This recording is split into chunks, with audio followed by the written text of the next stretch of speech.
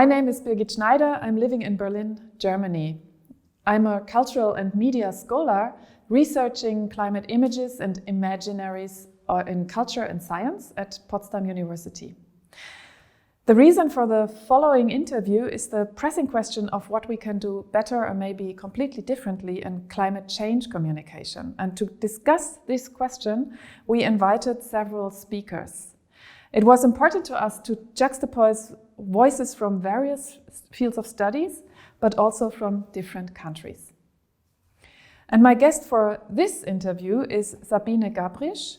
She's a professor of the new established research group Climate Change and Health at the Institute of Public Health at the Charité in Berlin. And she is a department head at the Potsdam Institute for Climate Impact Research. And by training, she's a physician and an epidemiologist. And I would like to welcome you, Sabine.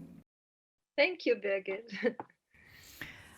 So during the Corona crisis, you engaged with the Corona Sustainability Compass. They have a science blog, and you told a story when writing for this blog of a patient of yours who had to learn the bitter news that his toe has to be amputated due to his unhealthy lifestyle. And what has this diagnosis in common with our planetary situation today? Why did you tell this story? Well, because I've often experienced that if something affects you very personally, very directly, like for your health, then it can be a wake-up call. Whereas if it's something that you don't feel so much, like high blood pressure or something like that, that actually doesn't impact you very much, then the risk is not so clear to people. So often people have like a lot of risk factors and unhealthy bodies already, but only when really something happens, like they can't breathe during a heart attack, or the toe needs to be amputated, something that's really dramatic, then that can act as a wake-up call. And the Corona crisis, I felt, was also one of these really dramatic things that really impacts humans, that affects our health, our bodies, and our societies and economies in a way that we realize, oh, like there's a bigger problem underneath maybe as well, right? And it has to do with how we've been our relationship with nature and how we've been exploiting it, wildlife, animals on these markets, but also encroaching on nature areas, which leads to these pandemics. But actually the whole planetary crisis is much larger. The pandemic is just one symptom, like this toe is one symptom of a bigger disease in the organism. And climate change, biodiversity loss, pollution, all these are other manifestations of that problem. So I kind of wanted to draw that parallel of that maybe Corona could be a wake-up call to make us take better care of the planet. Like in this particular example, that actually that patient really changed his lifestyle completely and became much healthier in the end. And that would be the hope, that maybe we can also change the way we interact with the planet and the way we live and do our economy and so on, and move towards a healthier and more sustainable future. We will talk about these metaphors you draw in a minute. At this point, I would like to know, because we are having a lot of Corona news at the moment, but actually the analogy, or maybe the link between the Corona crisis and the virus spillover and the ecological crisis are not that much drawn. So why are these two things connected? Yeah, I'm always surprised that people don't see that, because to me it's very obvious. And like last year, we were at a conference at the Foreign Office called One Planet, One Health, One Future. And Christian Drosten was giving a talk on the bat viruses, and I was giving a talk on planetary health. The biodiversity people were there and so on. And like all the people worked in this area, they always said that the next pandemic is coming. It's just the question, is it going to be an influenza or maybe a coronavirus or something else? And it happens all the time. It's not like, a lot of people seem to think this is like a one-off event, but no, like we are also a species of animal. Yeah, we're a mammal. So like we get our viruses from other animals, and like it mixes between different species always. And especially if you interact with them closely, and we've pulled down a lot of barriers between us and wild animals that usually we wouldn't get in touch. And there's even been risk maps. I think there was one, and I was still in London, like 2009, they did risk maps. Where in the world is it most likely that the new pandemic will arise, because we're encroaching on the rainforests and getting in touch with animals that usually we wouldn't. And also this wildlife trade is particularly risky, because you put animals next to each other on these markets that wouldn't meet ever, and you put them under a lot of stress in these cages. And of course they shed more virus if they have, and the animals are not necessarily sick, by the way. So in the pathogens, as humans, we always experience it when we get sick. So we think all the microorganisms are somehow bad for you, but actually that's not true. Like a lot of them have important roles in the body. Like our guts are full of bacteria that are important for us. Our skin protects us from infections and so on and so forth. So there's some bacteria that live with us in a symbiosis, and there are some that are pathogenic. And so the bats, actually, they're not sick from these viruses that they harbor. But then if it jumps to another animal, then it can mutate, and then it can become harmful. And this happens all the time. And we just increase the risk of it happening to spillover through our activities of intruding into ecosystems and hunting and trading animals. Also bushmeat, like eating these animals, is of course very risky. And HIV and Ebola were also examples of such zoonosis. So this is not a new story, and also so we have to understand that actually the pandemic and all the pandemics and epidemics we have, many of them are at the very heart of the eco crisis. And I think this is it is not like two pictures and two stories, but it's just the same story. And I think this is a very important. There was actually a publication just, I think, last week or 2 weeks ago from IPBES, I'm not sure how it's pronounced actually. It's like the IPCC for the climate. This is for the biodiversity. And last year they wrote this report with the biodiversity crisis, with the 1 million species threatened with extinction. And this year now they just put out something how the pandemic is linked to the biodiversity crisis. So that's where it's really nicely summarized, better than I can do it. Of course, we want to talk about how health, the medical view, the view on health can change the perception of the topic of climate change. And I think it's also, your professorship is a very rare professorship to include health, ideas of health, planetary health and medicine into climate science in a way. So the idea of planetary health and human health, how can we use these images to think about the connections between people and nature? What do you treat as a subject if it comes to climate and health? Yeah, okay, so I think you're aiming sort of what is planetary health really? Is it human health and how it's impacted by the havoc we've wreaked on the planet sort of? Or is it about the planet's health? And in that Planetary Health Commission report, they kind of have these 3 challenges of, like, one is a knowledge challenge, understanding better how human health is impacted by the environmental planetary crisis, so climate change and so on and so forth. So all the different pathways, how that backfires on human health, because obviously we're one part of the planet, and we need food, we need clean water, we need clean air to breathe, and temperatures that we can live in. And like if we change that and bring it out of balance, then it impact our own health, and also infectious diseases spread. And I can go into detail more on that, but then the other challenge is sort of how can we live more sustainably, the implementation of a different lifestyle that would be more in line with the planet.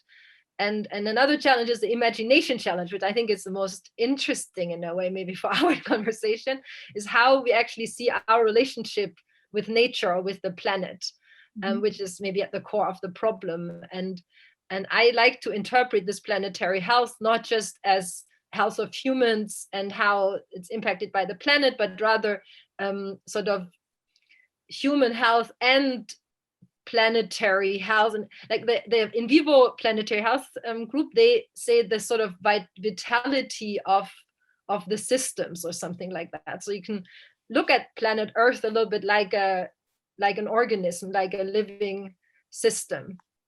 A complex system that's nearly like a living system, like, I don't know, Gaia theory, we can go into that if you want, and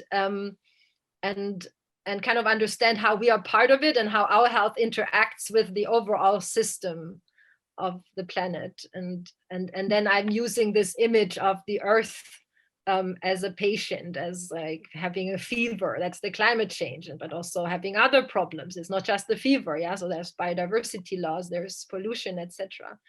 And thinking of sort of the Earth with all its ecosystems, the oceans, the ice, so if you have the water currents, a bit like the bloodstream maybe, and the atmospheric circulation and the climate system and all that. So how all that interacts, the living, but also the abiotic parts, like in a human organism, of course, not everything is alive. Like your hair is dead by the time it's like produced. So also in the Earth, there's living and non-living bits, and then you can sort of think like what people do in a research department one at PIC is like Earth system science. They're kind of trying to understand the physiology of the Earth from my perspective, sort of, and the pathophysiology. So what happens if things go wrong? So like how do feedback loops, for example, sometimes also in the body, it's like a living system kind of buffers things. So if you put some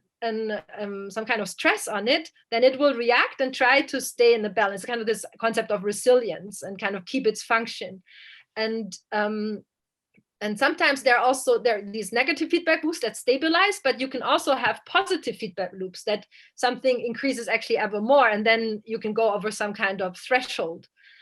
Say if the ice melts and then methane comes out of the permafrost, then it'll heat it up more and that it'll melt more, and so on, or other feedback loops have been described. So kind of thinking in this terms of how regulations and feedbacks work, etc. So let's go deeper into this idea of the metaphors from medicine, because I think it's really interesting. And of course, the idea of metaphors and how they structure or frame, as it calls, our perception of reality, it's so important, because actually we cannot think and speak without metaphors. And it makes a difference what metaphors we use for understanding climate change, for example, but also for other things. And of course, there's this important book which was written by Lakoff and Johnson, Metaphors We Live By. So it's also telling us that whenever we talk, we are using metaphors, and normally we use them to explain something abstract by relating it to a physical experience. And I think you as a physician, you know about bodily experiences. So if we turn to the toe again, and maybe afterwards we go to the fever, a metaphor, but when I read your analogy with a black toe patient, I just thought it's interesting, because it's not about, there's no possibility for this patient to, for his toe to recover. The toe is lost. So there's like one part of the system which is lost afterwards. And this is interesting about this metaphor you draw with the corona crisis. And so what is the chance in this image for action, therapy, rehabilitation? How would you explain it? What is this image, if we transfer it to the ecological crisis, doing for you? Yeah, I think that we're both in the biodiversity and the climate crisis, we're past the point where we can get out of this with no harm at all. We've already have irreversible damage. We've reacted too late already.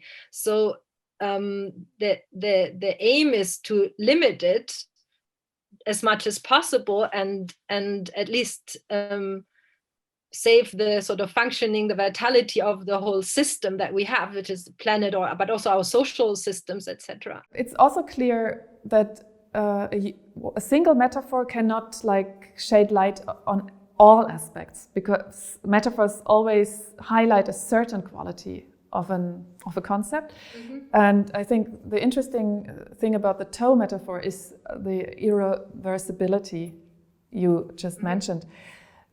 The fever, let's talk about the fever. So what is the analogy of the global warming and fever you draw? Can you explain us this metaphor?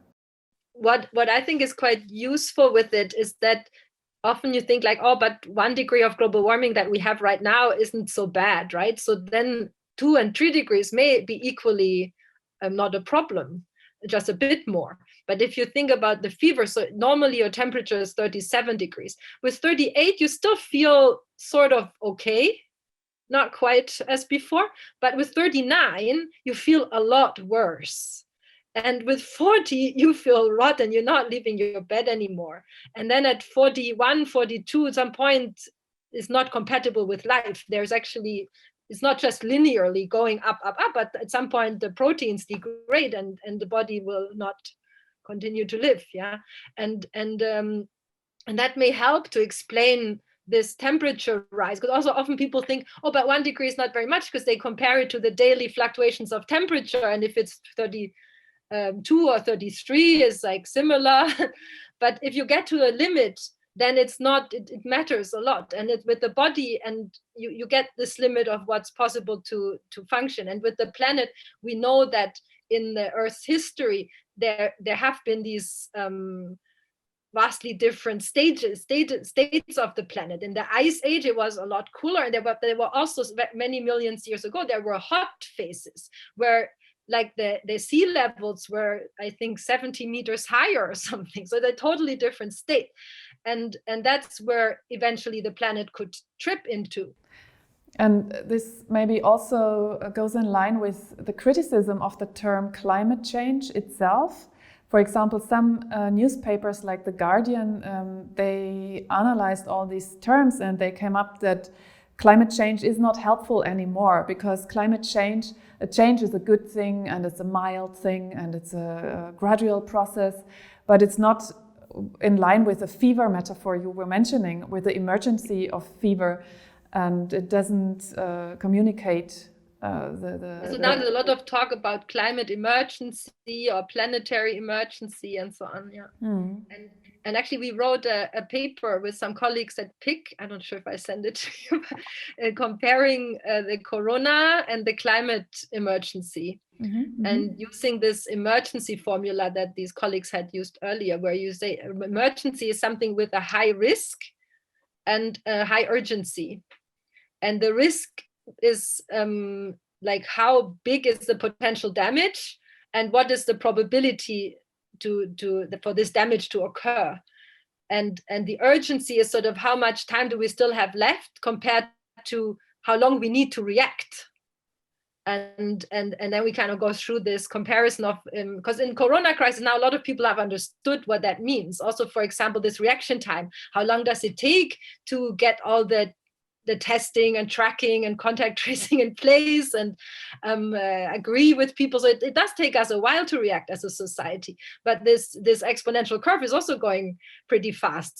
So we always realize that, we have to react fast, because if we don't curb the curve, then at some point the hospitals will have several times more patients in the emergency rooms than they have nurses to take care of them. And we don't want to get there.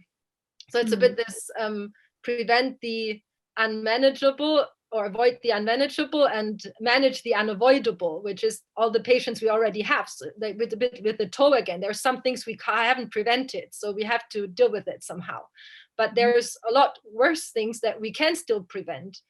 And in climate change, of course, the time scales are so much longer, but also the reaction time is so much longer. To decarbonize the world economy is not done in 5 years. Yeah, so we need decades to do that, but also the timeline for how long we still have to keep it under 2 degrees is running out with the carbon budget, etc. So what is your insight after all these months of the pandemic about why is so much action possible during the Corona crisis, and why hasn't been all this action possible in regard to the climate crisis? Because I think that it was recognized as an emergency. Like, people saw that. They were like, oh, if we don't react now, then in 1 or 2 months, it'll look like Italy here, and we'll have the military get the corpses out of the streets and the hospitals, and that we don't want to happen. So it was more immediate, and the politicians also realized that it's going to happen in their own time period, and it'll affect their re-election, etc.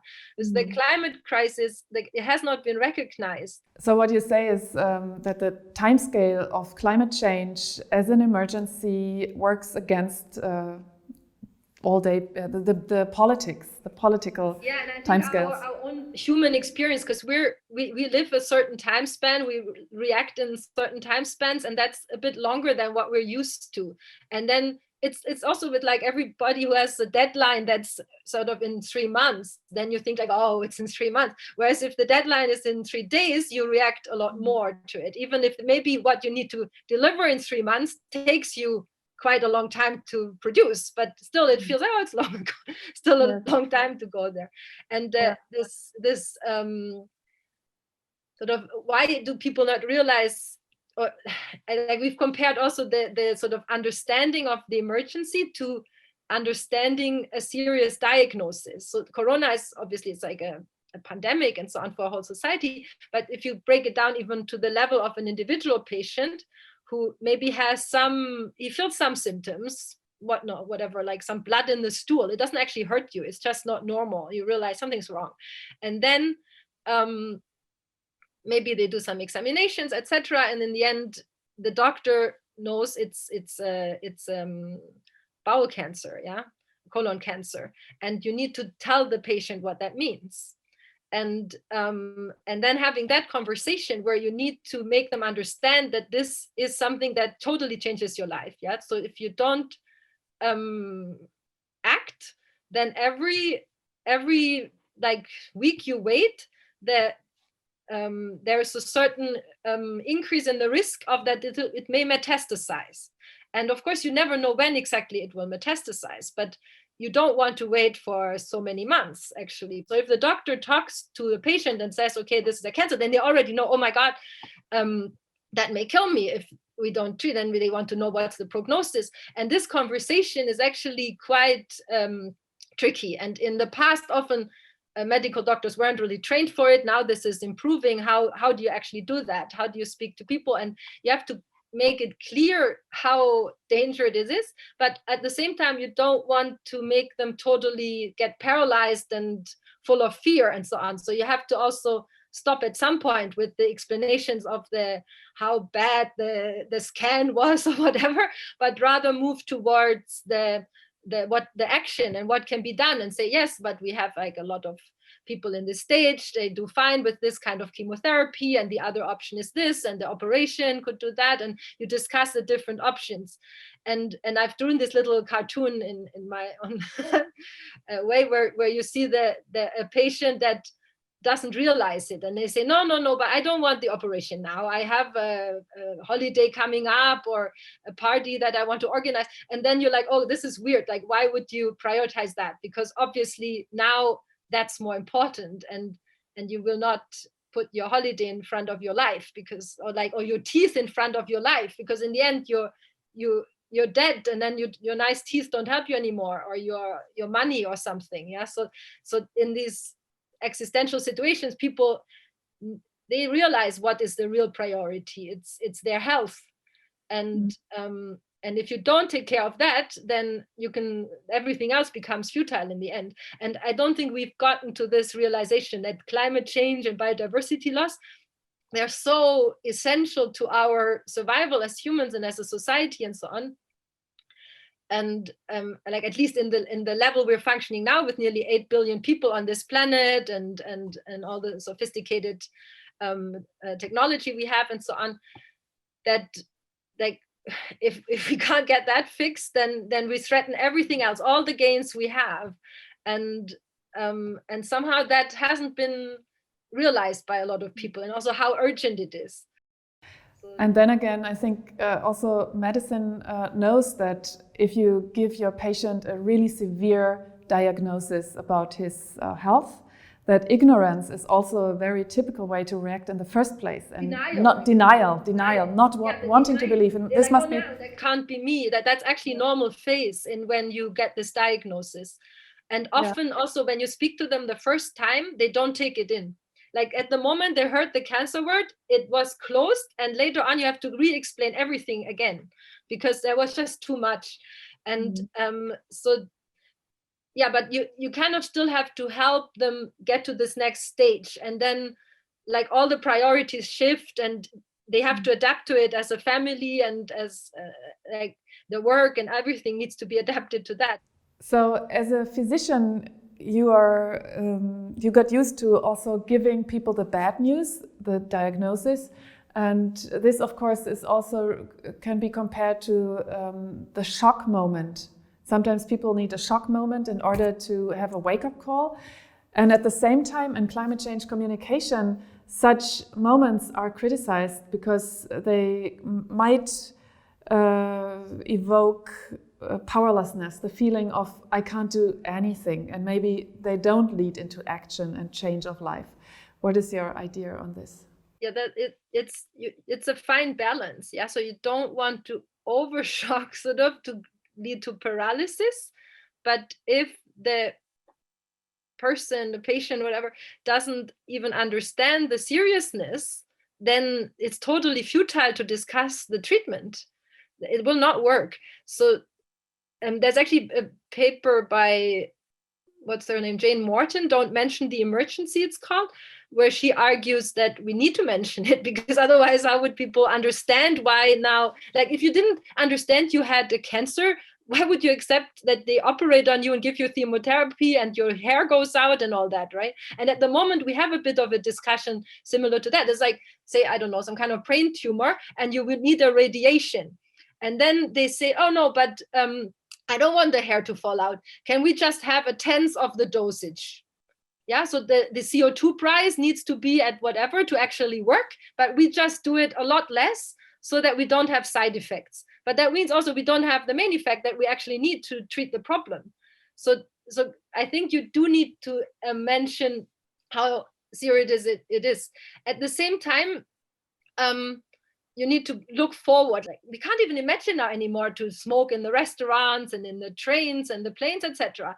And the new normality is actually so much nicer, so much better. Even the smokers do not want it back. Like a majority of smokers also doesn't want it back now. So nutrition and air pollution and lack of exercise are all like one of the key causes for ill health that we have now. For like a lot of our diseases are due to that. And if we change to another way of living on this planet with less fossil fuels burned, then you'll have cleaner air. People will move more with their own body power. They have more exercise. They can eat more vegetables and less meat, which is actually good for their own health, but also good for the animals and for the biodiversity and for the climate. So there's so many win-win-win-win solutions, which are actually good for like several things at the same time. And on the one hand, it may seem super frightening that we have so many interconnected problems, but since they are interconnected, also a lot of solutions are multi-solving solutions that help us with several things at the same time. And what a lot of people think now with the corona crisis, oh, maybe the corona crisis is a solution towards climate change. No, it's not, right? It's a bit like someone who wants to lose weight and then they get a really bad diarrhea for a week.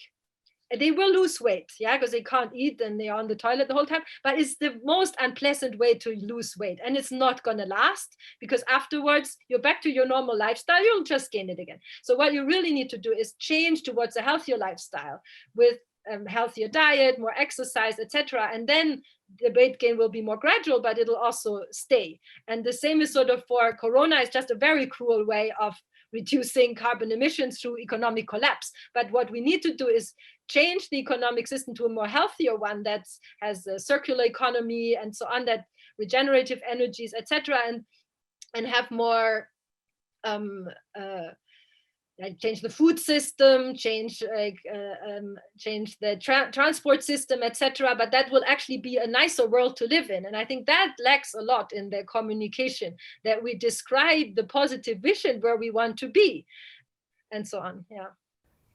Thank you so much. Thank you for your time and for sharing your ideas on planetary health, medicine, and all these interesting metaphors and why they are so important at this moment. Thank you, Sabine. Thank you as well.